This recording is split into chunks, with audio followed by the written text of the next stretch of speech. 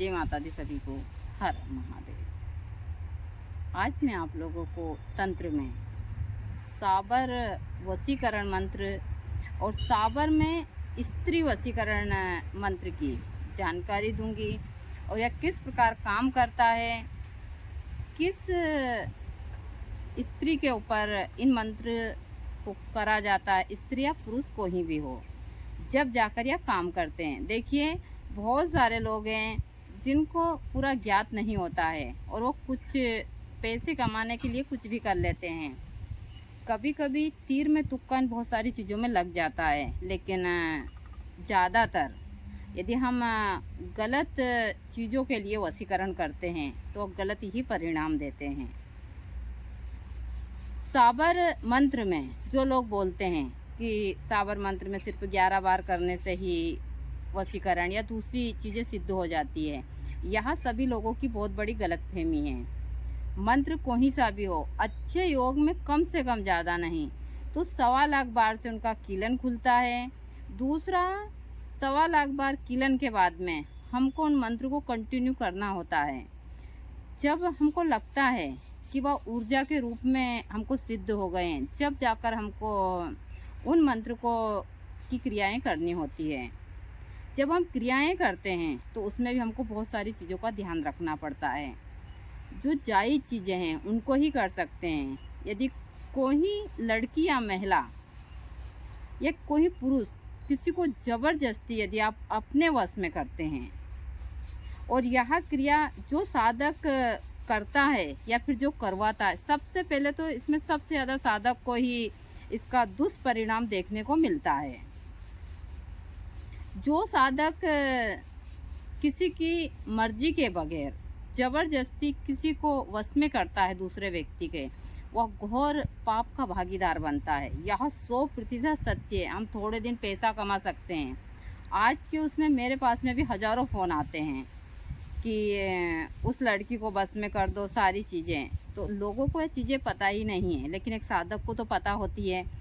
यदि वह सही साधक है तो उसका गुरु उसको इन चीज़ों का ज्ञान देता है, सारी चीज़ों का, और इन चीज़ों पर खास कर ध्यान देने की आवश्यकता है कि हमको कौन सा वशीकरण करना चाहिए, किसका करना चाहिए और किसका नहीं करना चाहिए। किसका वशीकरण हम करते हैं तो इसका हमको दुष्परिणाम मिलता है। यदि कोई लड़की को ज़बरदस्ती आप उसकी ज़िंदगी बर्बाद करते हैं तो वह साधक घोर पाप का भागीदार बनता है। करवाने वाला व्यक्ति तो बनता ही है, लेकिन जो साधक इन चीज़ों को करवाता है वह भी इसका भागीदार बनता है। दूसरा, किसी पुरुष के साथ भी यही क्रिया करते हैं तो भी इसी प्रकार की चीज़ें होती है। देखिए, लोग बाग आप लोगों को भ्रमित करते हैं। जिस प्रकार के आज कल जो बाढ़ मची हुई है सोशल मीडिया के ऊपर कि 3 घंटे में वशीकरण, 3 दिन में, मतलब पता नहीं क्या क्या लोग बाग 6 घंटे में, 7 घंटे में, कोई 6-7 घंटे में वशीकरण नहीं होता है। यहाँ लोग बाग का मन में एक भ्रम है। मंत्र भी सिद्ध साबर मंत्र लोग बाग कहते हैं कि स्वयं भोलेनाथ के मुख से निकले हुए मंत्र है, बहुत सारी चीज़ें हैं। तो यह बातें कई उस समय की है, आज की दुनिया किस प्रकार की है। और दूसरी चीज़, जैसा मुझे कोई बोल देता है, बोला क्या, मुझे तो बहुत सारे लोगों ने बोला कि माता जी आप पुस्तक लिखिए।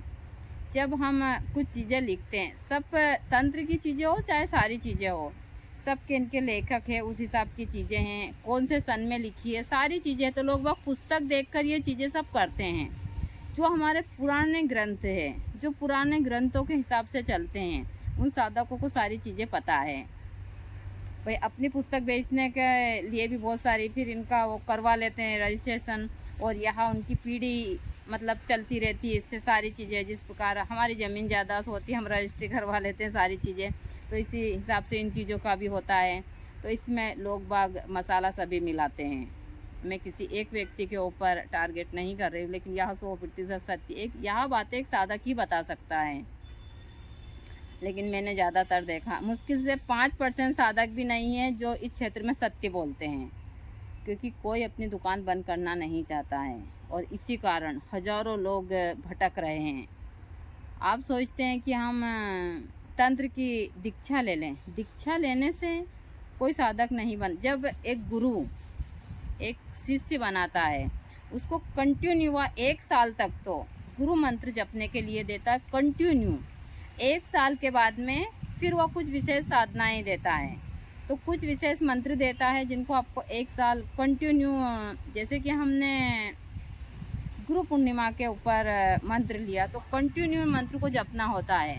फिर दूसरे साल अगले साल गुरु पूर्णिमा पर उनका अनुष्ठान वगैरह सारी चीज़ें होती है। फिर गुरु स्टेप बाय स्टेप उनको कुछ चीज़ें देते हैं। लेकिन आजकल तो बस कान में मंत्र फूका, शिष्य बन गया, सर पर हाथ रखा या फिर इस हिसाब की चीज़ें, और आप जाओ अपनी दुकान चलाओ। और फिर उसका थोड़े दिन तो अच्छे फल की प्राप्ति होती है, जब तक इंसान के अंदर ऊर्जा होती है। जब उसकी ऊर्जा खत्म होती है, जब जाकर उसको गलत परिणाम मिलते हैं। गुरुजी ने, हम दोनों ने तंत्र पे जिस हिसाब से काम किया, आज मैं जो कर रही हूँ, मैं कहीं भी इसमें मिलावट नहीं दे रही हूँ। जो मैं बात बता रही हूँ, आप बड़े उस हिसाब के उच्च संत से या उन चीज़ों से पूछेंगे तो आपको यही बातें बताएंगे कि मेरी बातों में कहीं भी वहाँ उस हिसाब की चीज़ें नहीं होती है। तो जिन लोगों के मन में अब भ्रम है कि साबर मंत्र सिर्फ 11 बार 21 बार जपने से ही सिद्ध हो जाता है, तो यह आपका सबसे बड़ा भ्रम है। कोई सा भी मंत्र हो, एक ओरा होना बहुत ज़रूरी है उसमें। जब तक यह चीज़ें नहीं होगी, आप लोग ऐसे ही भटकते रहेंगे। कभी कभी तीर में तुक्का आपका लग जाएगा, वह बात एक अलग हो गई।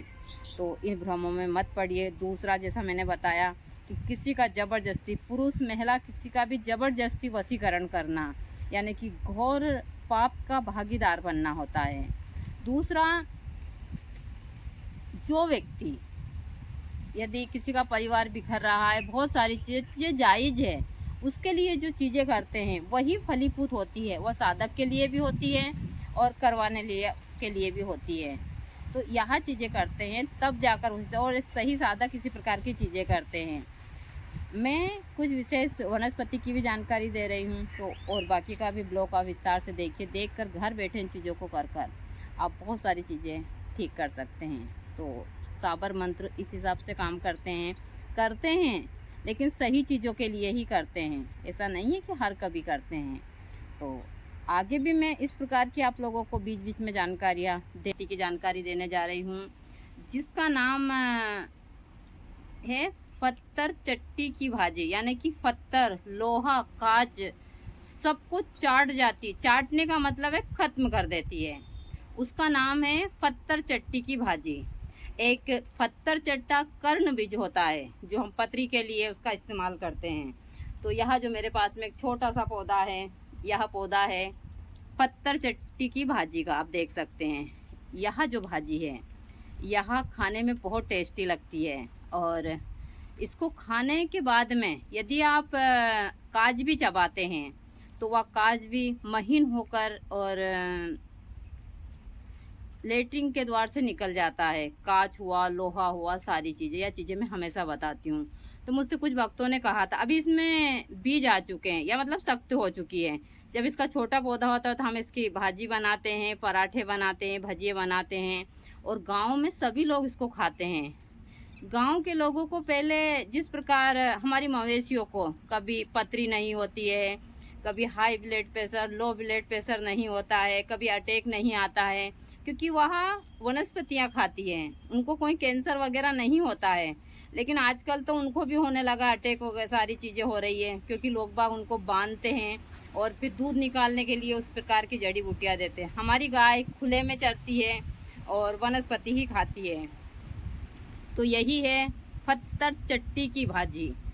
इस भाजी को, इस वनस्पति को चबाने से, जो व्यक्ति इसको चबाता है और इसको चबाने के बाद में थोड़ी देर बाद में यदि कांच या फिर लोहा या ब्लेड वगैरह जो भी चबाते हैं, वह एकदम महीन चूरा होकर और शरीर को कोई नुकसान नहीं पहुंचाती। आपने हमेशा देखा होगा सोशल मीडिया के ऊपर बहुत सारे वीडियो आते हैं, जो वीडियो इन्हीं चीज़ों को लेकर आते हैं कि लोग बाग कांच चबाते हैं, पत्थर चबाते हैं, ब्लेड चबा जाते हैं, उनको नुकसान नहीं होता है, तो वहाँ लोग इन्हीं चीज़ों का इस्तेमाल करते हैं। हमको प्रकृति ने इतनी सारी चीज़ें दी है।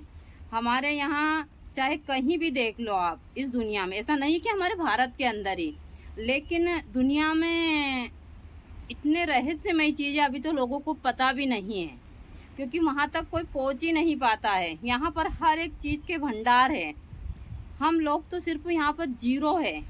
लेकिन जो लोग जिज्ञासावादी होते हैं वह इसी प्रकार से, लेकिन बहुत सारे लोगों के मन में कुछ टिप्पणियाँ होती है, बहुत सारी चीज़ें। तो हमारे यहाँ तो ऐसे ही उगती है, एक पौधा यहाँ भी उगा हुआ है, तो यही है पत्थर चट्टी की भाजी। और इसको खाने से आपके शरीर के अंदर के जितने भी गलत कीटाणु हैं, या फिर आपके शरीर के अंदर कोई पतरी कांच वगैरह जो भी थोड़ा बहुत कण हैं, वह सब महीन चूर्ण होकर और लेटरिन के रास्ते या फिर जैसे पतरी हुई तो बाथरूम के रास्ते से निकल जाती है और आपके पेट को एकदम क्लीन कर देता है।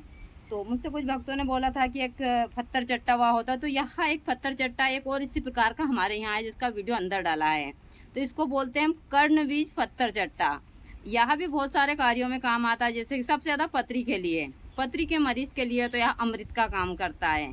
तो आप लोग इन वनस्पति का प्रयोग कर कर घर बैठे अपनी बहुत सारी बीमारियों को ठीक कर सकते हैं। मैं हमेशा वही जानकारियाँ देती हूँ जो जनहित के लिए एकदम सही हो, ना कि मैं कहीं भी अंधविश्वास फैलाती हूँ। बहुत सारे लोग फिर टिप्पणी कर देते हैं कि मुझे बहुत सारे लोगों ने कहा था, अरे माता जी आप चेहरे ही चेहरा दिखाती हो, जड़ी बूटी नहीं बताती हो। नहीं, मैं बताती हूँ।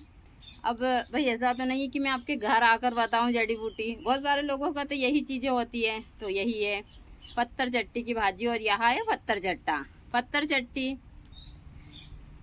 पत्थर को भी चाट जाती है। तो मैंने आप तो अब किसी का मन में प्रश्न तो नहीं रहेगा। अब इसमें बीज आ चुके, थोड़ी सख्त हो चुकी है, इसकी थोड़ी अभी सब्जी वगैरह अच्छी नहीं लगती। जब इसमें बीज नहीं आते हैं, थोड़ी उस हिसाब से होती है तो बहुत टेस्टी लगती है। अभी भी ठीक है, जैसे भजी वजी बना सकते हैं। तो भाई हम गांव के लोग हैं, गांव के लोग हमेशा रफ टफ होते हैं, हमको कोई दिक्कत नहीं है, मुझे तो कोई फ़र्क भी नहीं पड़ता है। कोई यदि बोलता है भाई उसकी सोच ये हुआ, उसकी सोच के हिसाब से बोलता है।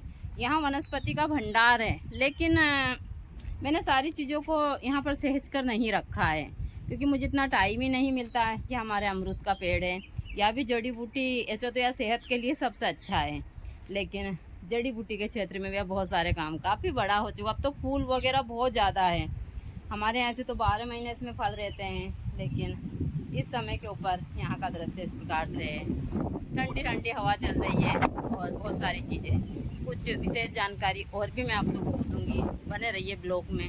अभी सुबह का समय है और हमारे यहाँ कुछ मेहमान भी आए हुए हैं जो कुछ काम काज कर रहे हैं, इनके बारे में मैं हमेशा बताती हूँ। ये मेरी बड़ी वाली जीजी है जो अभी आई हुई है, क्योंकि हम अमन बाबा की दुल्हन को मंगा रहे हैं। तो अभी गुरुजी की दीदी भी आएगी दिन में, तो यहाँ 4-5 दिन ये लोग सब यहीं रहेंगे। आपको मैं हमेशा देखने को अकेली ही मिलती हूँ, अब आगे से यह सारी चीज़ें मिलेगी। तो मेरी चीज़ें इस हिसाब से चलती हैं। यह हमारे यहाँ सुबह का दृश्य जो बहुत ही अच्छा है। तो मैं आप लोगों को जब तक इस शरीर में हूँ जड़ी बूटी की जानकारियाँ तो देती रहूँगी। इस साइड बाबा बैठा है, बाबा ने सारे काम कर दिए हैं अभी, तो बाबा यहाँ बैठा है। यह हमारे अर्जुन का पेड़ है जो वनस्पति से, हमारी जितनी भी यहाँ पर मंदिर की सीढ़ियाँ हैं सब जड़ी बूटियों से भरी हुई है। धूप बहुत तेज़ है, क्योंकि यहाँ जो धूप है, यहाँ कभी बारिश का मौसम बनता है, कभी इस हिसाब का। तो यह हमारे यहाँ सुबह का दृश्य है। अभी हम चलते हैं, माता रानी के दर्शन करते हैं और बने